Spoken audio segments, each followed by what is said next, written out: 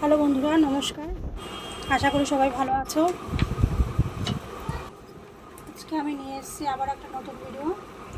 সেটা হচ্ছে আমি বাটা মাছ দিয়ে আমি ফুলকপি দিয়ে আলু দিয়ে তরকারি রান্না করব, পাতলা ঝোল।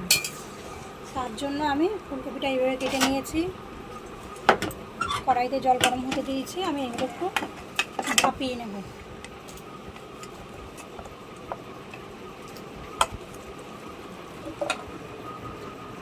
জাস্ট গন্ধ যে জলটা, সেই জলটা আমি ফেলে দেবো। ফুলকপির যে গন্ধটা, সেই গন্ধটা ফেলে দেবো।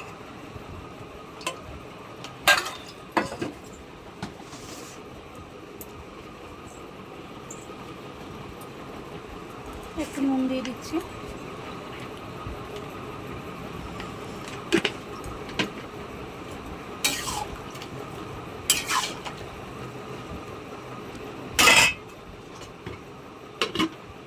ঢাকা দিয়ে দিলাম। এবার আমি ফুলকপি রান্নার জন্য আমি মশলাটা করে নেব।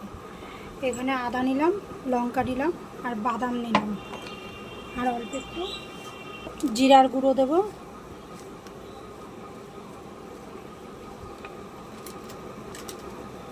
একটু লঙ্কার গুঁড়ো দিয়ে দিচ্ছি এর মধ্যেই কালারের জন্য, একটু ধনের গুঁড়ো দেবো।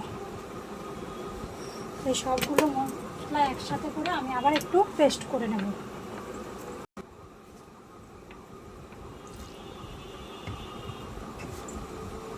এই মশলাটা আমার পেস্ট হয়ে গেছে, আমি এটা রেখে দিলাম।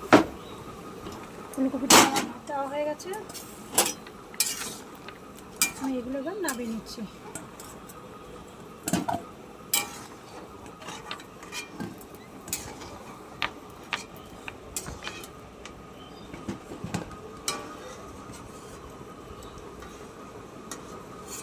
এবার ফুলকপিটার মধ্যে আমি নুন হলুদ মাখিয়ে রাখছি।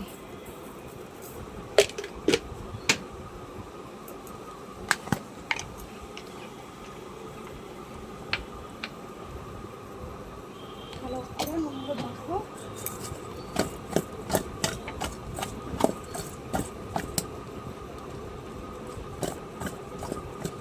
যেমন নুন হলুদ মাখানো হয়ে গেছে, ততক্ষণে কড়াইটা আমার গরম হয়ে গেছে। আমি কড়াইতে তেল দিয়ে দিচ্ছি।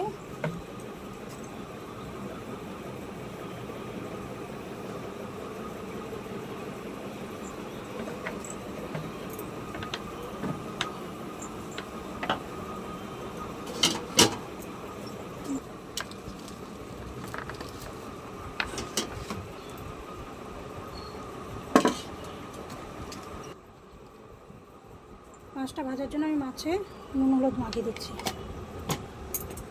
কড়াইতে তেল গরম হয়ে গেছে,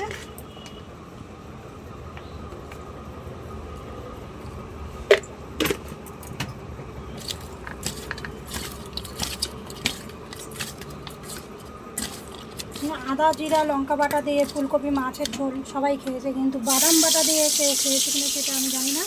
তবে কেউ যদি খেয়ে থাকেন অবশ্যই কমেন্ট করবেন তারা কীভাবে খেয়ে রান্না করেছেন।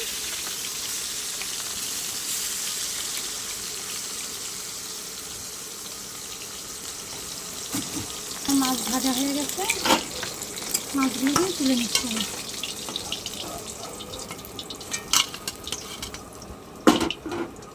আর এর মধ্যে আমি আলু ভেজে নিচ্ছি। সবগুলোই আমি ভেজে নেব, আর সঙ্গে আমি মাছের ডিমও ভেজে নেব।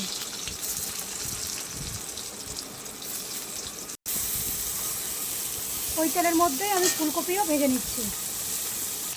এই যে আমার মাছের ডিমগুলো ভাজা হয়ে গেছে। এবারে এই তেলের মধ্যেই আমি তেজপাতা দিয়ে দিচ্ছি,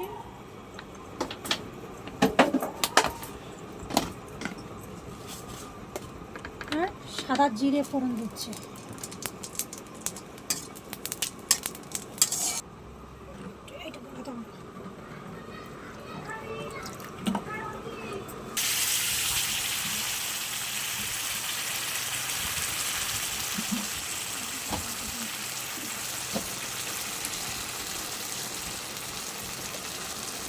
পেস্ট করা মশলাটা দিয়ে দিলাম।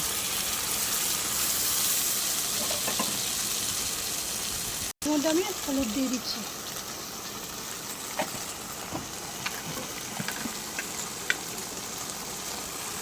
অল্প করে লবণ দিচ্ছি, লবণটা অবশ্যই স্বাদ মতো দেবেন। তো তেল বাড়ানো শুরু হয়ে গেছে, এবার আমি এগুলো সব দিয়ে দিচ্ছি, মাছটা পরে দেবো।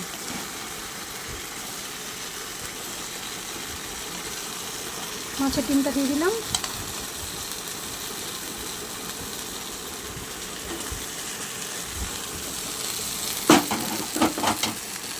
আমি জল দিয়ে দিচ্ছি।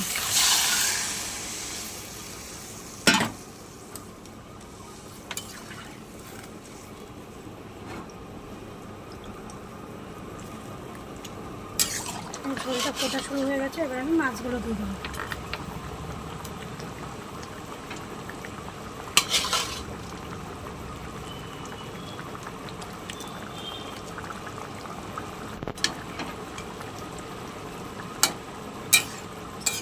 ফুলকপি তরকারিটা আমার প্রায় হয়ে এসছে, এবার এর মধ্যে আমি দিয়ে দিচ্ছি একটু চিনি, একদমই অল্প করে চিনিটা দিলাম। সঙ্গে দিয়ে দেবো দুটো কাঁচা লঙ্কা চেরা,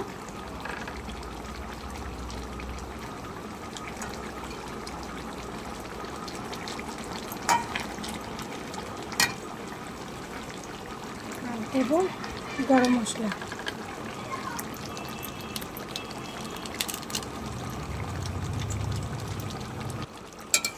তরকারিটা হয়ে গেছে, এবার আমি নামিয়ে দেবো।